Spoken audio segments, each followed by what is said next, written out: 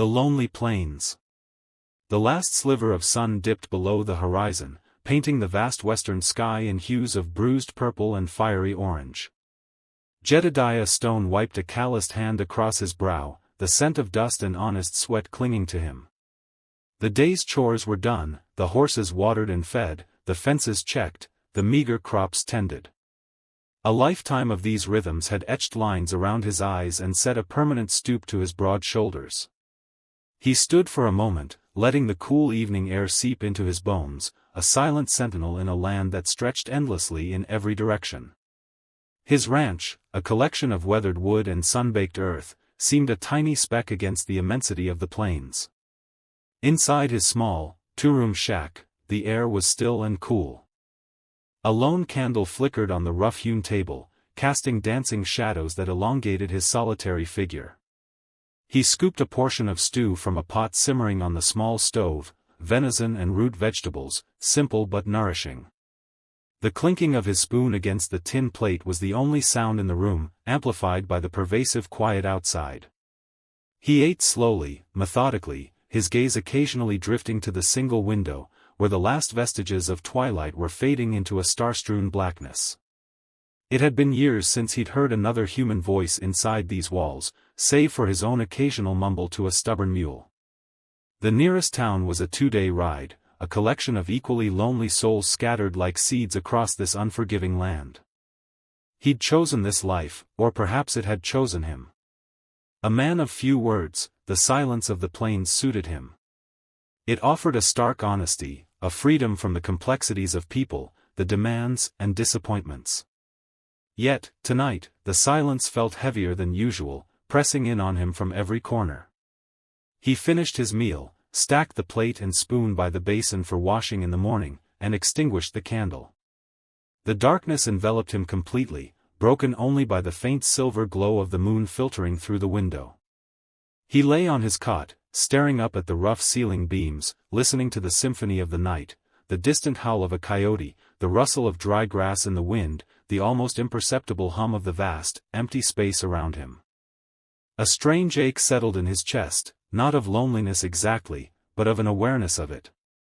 He was a solitary island in an ocean of grass, far from the bustling settlements he'd known in his youth. There was a quiet strength in his self-sufficiency, a pride in carving out a life from nothing. But sometimes, in the profound hush of the plains, he wondered what it would be like to share the weight of existence, to hear the laughter of children, to feel the warmth of another person's presence. He had long ago made his peace with this solitude, yet tonight, a faint, almost imperceptible tremor of anticipation, a feeling he couldn't quite name, stirred within him. The world outside his four walls felt ready for a change, and for the first time in a long while, Jedediah Stone felt a flicker of something beyond his well-worn routine. Shadows in the barn. The last light of dusk bled through the chinks in the barn walls, painting stripes across the dusty hay bales. Jedediah grunted, coiling a length of rope neatly before hanging it on a peg. The familiar scent of straw and horsehide filled his lungs, a comforting balm after a long day of mending fences. He whistled a tuneless, low melody, contemplating the quiet evening ahead, a simple supper, perhaps a pipe on the porch, and then the deep, dreamless sleep that only hard work could earn. The thought brought a small, rare smile to his lips. A sudden, sharp shadow stretched across the packed earth of the doorway, far too wide and still to be one of his usual critters. Jed's whistling died in his throat. He reached instinctively for the pitchfork leaning against a stall, his knuckles whitening on the rough wood. His eyes, accustomed to the dim light, narrowed on the silhouette. It wasn't one, but many, a wall of figures blotting out the last sliver of twilight. Then, they stepped forward, into the fading glow cast by the single lantern Jed had lit. 30 young women, no older than 16, maybe 17 at most, stood before him. Their buckskin dresses, though worn, were meticulously adorned with beads and quillwork, their long, dark braids falling over their shoulders. Their faces, framed by the doorway, held a unified expression of weary determination, their dark eyes fixed on him. Jed felt a jolt that went deeper than surprise, a prickle of something akin to fear. Not the fear of a wild animal, but the unsettling apprehension of the utterly unknown. He'd lived a solitary life on this patch of land for decades, his only regular company the occasional peddler or the murmur of the wind through the tall prairie grass. Now, here were 30 souls, silent and unblinking, their presence an undeniable intrusion into his meticulously ordered world. Bright Star, a young woman with a bearing that suggested a strength beyond her years, took a hesitant step forward. Her gaze was direct, unwavering, yet held a flicker of desperate hope. "Our men, they all died before," she said, her voice soft but clear, carrying a weight that seemed too heavy for her slender frame. "We seek, to get children. To relive our own Sioux tribe." Jed stared, the pitchfork feeling suddenly heavy and awkward in his hand. Willow, standing a little behind Bright Star, wrung her hands, her eyes darting from Jed's gruff face to the unfamiliar surroundings. She coughed softly, a nervous sound in the sudden, profound silence. The plea, stark and raw, hung in the air, a desperate echo of a vanishing world. Jed's peaceful evening, it seemed, was irrevocably shattered. A plea for hope. Bright Star, her face a streaky canvas of ancient grief and prairie dust, advanced tentatively. The lantern's anemic glow traced the tear-carved paths on her bronzed skin, stark against the grime. Her hands, a testament to quiet resolve, trembled only slightly as they clasped. Jedediah Stone remained a monolithic, silent presence, his gaze, unblinking and flint-hard, absorbing her every movement. The barn air, thick with hay and palpable fear, crackled with unspoken questions. "Our men, they all perished," Bright Star's voice, a low, raspy whisper, seemed to carry the weight of generations. Willow, a respectful distance behind, offered a small, empathetic nod, eyes fixed on the packed earth. "A sickness, swift and merciless, swept through our camp. It claimed the strongest first, then the young warriors, then the elders. One by one, their breaths shallowed, their gazes dulled to ash." She swallowed hard, the memory a fresh, open wound. "We watched them go, powerless. The women, the girls, we nursed them, we prayed, but the spirits remained deaf." A shiver, quick and involuntary, ran through her slender form. When the last man fell, only silence remained. The drums were mute. The hunters vanished. We were left with nothing but shadows and the vast, indifferent plains. Her red-rimmed eyes finally found Jed's. "We walked for many suns, westward, seeking something. A sign. A haven. We saw your smoke, felt a flicker of hope we'd believed long extinguished." She extended an open palm, a raw gesture of entreaty. "We are women, many still children. We cannot repel raiders, nor hunt the great beasts. We cannot rebuild our lodges alone. We need a place, a safe harbor, for our girls to thrive. We need time, sanctuary, and a chance to raise new children, to pass on our ways, to keep our people from dissolving like mist in the morning sun." Her voice, though still quiet, gained a surprising resonance, a desperate plea that filled the barn. "Jedediah Stone, we ask for refuge. We ask for hope. Let us remain. Let us live. Let us find a way to make our tribe whole again." Jed's jaw remained rigid, his expression an inscrutable mask. Yet, in the depths of his eyes, a flicker of something akin to pity softened the harsh lines of his gaze. He shifted his weight, the protesting groan of the floorboards was the only sound in the heavy silence following Bright Star's impassioned appeal. An unexpected sanctuary. Jedediah Stone stared at the 29 faces, each etched with a weariness that belied their youth. Bright Star, her eyes still holding a fierce glint despite the dark circles beneath them, stood protectively in front of the youngest, a tiny girl clutching a tattered doll. The air was thick with the scent of wood smoke and damp earth, clinging to their threadbare buckskins. He'd seen hardship before, plenty of it, but never anything quite like this. "Our men all died before." Bright Star's plea echoed in his ears, a desperate cry for survival, for a future. His gaze swept over them again, taking in the trembling hands, the chapped lips, the hollows beneath their cheekbones. A deep, unfamiliar ache tightened in his chest. His solitary life on this ranch, miles from anywhere, had always felt safe, predictable. Now, a tidal wave of responsibility threatened to engulf him. To take them in, to protect them, to feed them, it was an impossibility. It would draw attention, danger. Yet, to turn them away, the thought curdled in his stomach. He imagined them wandering back into the desolate landscape, prey to the elements, to worse. He ran a calloused hand over his chin, the stubble rasping against his palm. The logical part of his brain screamed against it. This was madness. But the other part, the one that remembered his own lonely childhood, the one that saw the stark terror in their eyes, began to win out. He'd never been one for grand gestures, for heroics. He just wanted to be left alone. But a man had to live with himself. "Come on," he grunted, the word feeling rough and foreign on his tongue.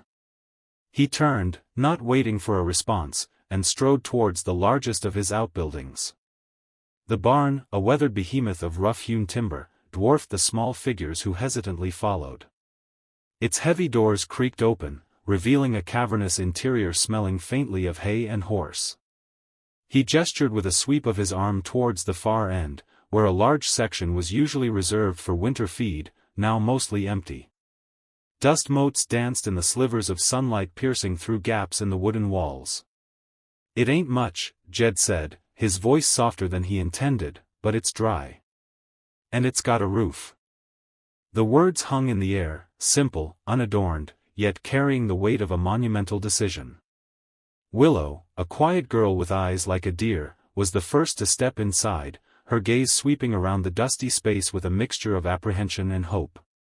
Bright Star watched Jed, her expression unreadable for a moment, before a flicker of something akin to relief softened her features.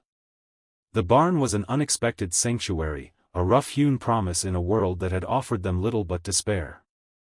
New life at the ranch. The dust from their long journey still clung to their buckskin dresses, but the girl's eyes held a renewed flicker of hope as Bright Star accepted Jed's gruff offer. "Thank you, Jedediah Stone," she said, her voice soft but firm. "We will not be a burden." The barn, though rustic, felt like a sanctuary after weeks of relentless travel. The youngest girls, their eyelids heavy, collapsed onto piles of sweet-smelling hay Jed had indicated. Willow, ever practical, began to smooth out the roughest patches for the smaller ones, humming a low, comforting tune. The air was cool against their tired skin, a welcome relief from the relentless sun. Jed returned a short while later, not with a flourish, but with a battered bucket of well water and a handful of dried jerky, along with a small, lumpy sack of hardtack biscuits. He set them down without a word, his gaze scanning the weary faces. Bright Star nodded her thanks, distributing the meager provisions with an almost ceremonial precision, ensuring every girl received a share. The quiet gratitude in their eyes, the way they cradled the water, seemed to chip away at the stone around Jed's heart. Days bled into weeks, each sunrise bringing a new rhythm to Lone Ranch. The girls, despite their initial weariness, proved to be quick studies and willing helpers. They learned to feed the scrawny chickens, gather eggs, and even manage the skittish goat, their laughter, tentative at first, beginning to echo across the dusty yard.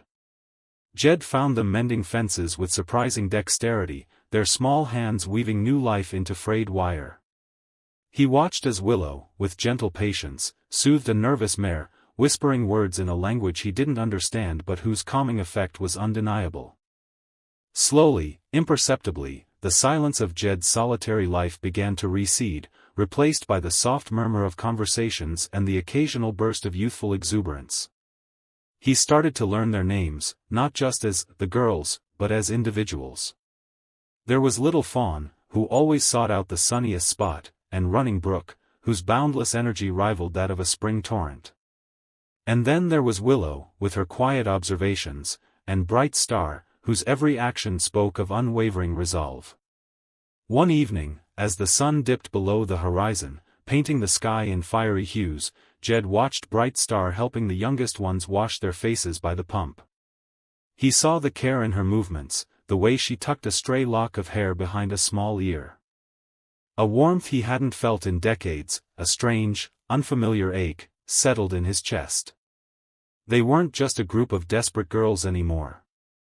They were becoming his girls, a vibrant, unexpected new chapter etched into the hardscrabble landscape of his solitary existence. The ranch, once a place of quiet endurance, was beginning to feel like home again, infused with a purpose he hadn't known he was missing. Trouble on the horizon.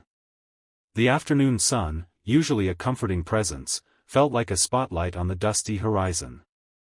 Jed, mending a broken fence post near the south pasture, squinted, his calloused hand shading his eyes. A plume of dust, too large for a lone rider, billowed in the distance, growing steadily. His jaw tightened. He knew that kind of dust. Inside the barn, the lively chatter of the girls hushed as a low rumble vibrated through the packed earth. Bright Star, sorting dried herbs with Willow, felt an immediate prickle of unease. Her gaze snapped to the open barn door. Willow's hands stilled, a half-peeled potato forgotten. The rumble crescendoed into the rhythmic pounding of hooves. 5 figures materialized from the dust, hard-riding and rough-looking. At their head was Rattlesnake Jake, his gaunt face shadowed by a grimy hat, a sneer already etched on his lips. He wore a patched buckskin jacket, his rifle slung casually across his saddle. His eyes, glinting like obsidian shards, swept over the ranch. They pulled their horses to an abrupt halt just beyond the main gate, the animals snorting and pawing the ground. Jed stood his ground, hammer still in hand, a silent sentinel. Jake's gaze, slow and calculating, took in Jed's solitary figure, then drifted to the barn. The door was open wide enough for the light within to reveal a flurry of movement, and then, a multitude of small faces, peering out with wide, curious eyes. A slow grin spread across Jake's face, a cruel baring of teeth. "Well, well, boys," he drawled, his voice thick with malicious amusement, "look what the cat dragged in. Seems old Jed here's running a boarding house." His gang snickered, their eyes lingering on the barn. "Looks like a whole nest of one of his men cackled, pointing with a dirty finger. "Never seen so many little squaws in one place. What you got going on here, Jed? A little private collection?"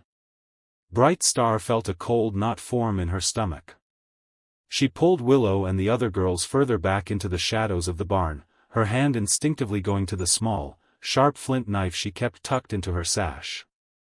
Her heart pounded, but her expression remained stoic. Willow, however, clutched her arm, her eyes wide with fear. Jake dismounted, his boots crunching on the dry earth. His men followed suit, loosening the reins on their horses. "Might be we should introduce ourselves, boys," Jake announced, his voice carrying clearly to the barn. "See what kind of hospitality Jed's offering these days." He started towards the barn, a predatory gleam in his eyes, his men fanning out behind him, their boots kicking up small clouds of dust with each step. The air grew thick with unspoken menace. Jed's stand. Dust motes danced in the slivers of sunlight piercing the barn's rough-hewn walls, illuminating the tension thick in the air. Rattlesnake Jake, his face a leathery sneer, took another step towards Bright Star and Willow, his gaze lingering with an unpleasant glint. His 2 cronies, as dull-eyed and unkempt as their leader, flanked him, a silent menace. Bright Star instinctively drew Willow closer, her jaw set, a flicker of defiance in her eyes that belied the tremor in her hands. Willow, usually so outwardly calm, clutched at Bright Star's buckskin tunic, her gaze fixed on the dirt floor. Jedediah Stone, who had been meticulously tightening a saddle girth, slowly straightened. The rhythmic creak of leather ceased, leaving only the low growl of Jake's voice and the anxious shuffling of the girls. Jed's heart hammered a rhythm against his ribs he hadn't felt in years, a primal thump of protectiveness. He hated confrontation, the messy tangle of words and raised fists, but the sight of Jake's predatory leer aimed at the girls ignited a cold fury within him. This was different. These weren't strangers passing through, these were his. Without a word, Jed dropped the saddle. The thud echoed in the sudden quiet, drawing all eyes to him.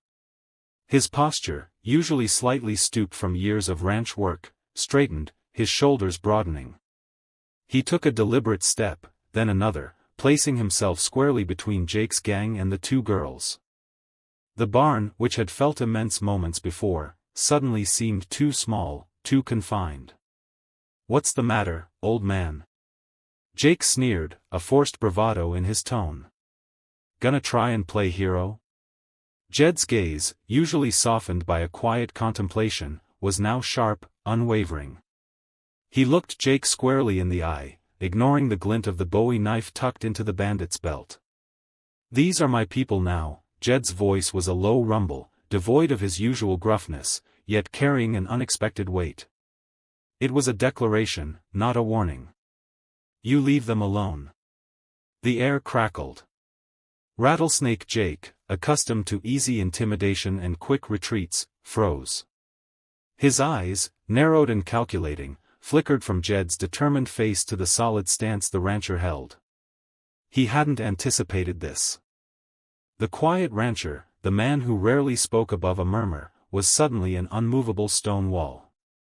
Jake's cronies exchanged uneasy glances, their hands hovering near their pistol butts, but they too seemed unsure. Jed wasn't showing fear, only resolve. It wasn't a challenge to a fight, but a statement of absolute intent. The unspoken threat in Jed's steady gaze was more potent than any shouted insult. Jake, for all his bluster, recognized genuine courage when he saw it, and he knew when to back down. He swallowed, the bravado draining from his face, replaced by a flicker of surprise and grudging respect. A grateful heart. A biting wind, thin as a razor's edge, keen through the barn's ancient timbers as Rattlesnake Jake's riders finally reined in their horses. Their muttered discontent cut through the creak of saddles and the snorts of their mounts. "Wasted time, I tell ya," one grumbled, a stream of tobacco juice arcing onto the parched earth. "Should've just taken the lot." Another, a brawny man with a puckered scar on his cheek, offered only a noncommittal shrug, tugging his hat lower. Jake, his face a thundercloud of thwarted rage, shot one last malevolent glance toward Jed before spurring his steed. The others followed, a churning cloud of dust rising behind them as they vanished, dark specks against the boundless, indifferent horizon. The sudden quiet they bequeathed felt like a physical unburdening, the suffocating tension that had gripped the ranch lifting at last. Jed watched them recede, his shoulders easing, the profound weariness settling in. He traced a calloused hand over his grizzled beard, his gaze fixed on the now empty distance. Bright Star glided forward, her moccasins soft upon the trodden ground. The pale, dying light of the sun caught the sheen of unshed tears in her eyes. "Jedediah," she began, her voice a low, melodious thrum. "No words can truly encompass our gratitude for what you have done." She reached out, her hand settling gently on his arm, a profound gesture of veneration. Her touch was feather-light, yet it conveyed a depth of feeling beyond mere articulation. "You stood against them. You shielded us. You protected our young ones." Jed's eyes shifted from the vast horizon to her, the stern lines of his face softening almost imperceptibly. He cleared his throat, a rough sound. "Just did what was right, Bright Star." Willow, who had stood like a sentinel near a cluster of younger girls, now approached, her own eyes wide with a blend of relief and awe. A small, shy smile touched her lips. Bright Star shook her head, a single tear finally tracing a path down her cheek. "It was more than right, Jedediah. It was everything." She drew a deep breath, her gaze unwavering. "Our men, our elders, they are gone. Our future was a fragile flame in these young ones, and you safeguarded that flame. You've given us more than mere refuge, you've given us hope. A chance to rebuild, to reclaim who we are." Her grip tightened on his arm, firm and resolute. You are not merely a friend, Jedediah Stone. You are family now. Woven into the fabric of our story, a guardian of our spirit. We will carry the memory of this day, and your courage, always. Her voice, though hushed, resonated with the weight of generations, a promise etched into the boundless prairie sky. The seeds of a new tribe. The crisp morning air carried the scent of pine and damp earth as Bright Star surveyed their progress. The lone ranch, once a stark silhouette against the vast sky, was slowly shedding its desolate feel. Jedediah, true to his gruff word, had been an unwavering presence. He'd shown them how to reinforce the sagging fence lines, mend the leaky trough, and even rig a simple pulley system for drawing water from the deeper well. His movements were economical, his instructions sparse, but his dedication was evident in every sturdy nail hammered and every knot tied. Willow, ever practical, had taken to organizing the small pantry Jed had grudgingly provided. She'd found old burlap sacks to store the dried beans and grains, and fashioned a curtain from a faded horse blanket to give their sleeping quarters a measure of privacy. Bright Star often found her humming softly as she worked, a gentle melody that resonated with the burgeoning life around them. Jedediah, Bright Star began one afternoon, watching him sharpen an axe with methodical strokes. We are grateful for your help. This place, it begins to feel like home. He merely grunted, testing the blade's edge with a calloused thumb. Needs a lot more than a lick and a promise to be a home, girl. But his gaze lingered on the patch of ground where Willow was attempting to coax a few hardy wildflowers into a makeshift garden. A flicker of something soft, almost paternal, crossed his weathered face before he turned back to his task. Later that evening, gathered around a small fire Jed had built in the old stone hearth, the conversation turned to the future, a topic that once felt too heavy to bear. We need to find them, Willow whispered, her voice barely audible above the crackling wood. The children. Our tribe needs new beginnings.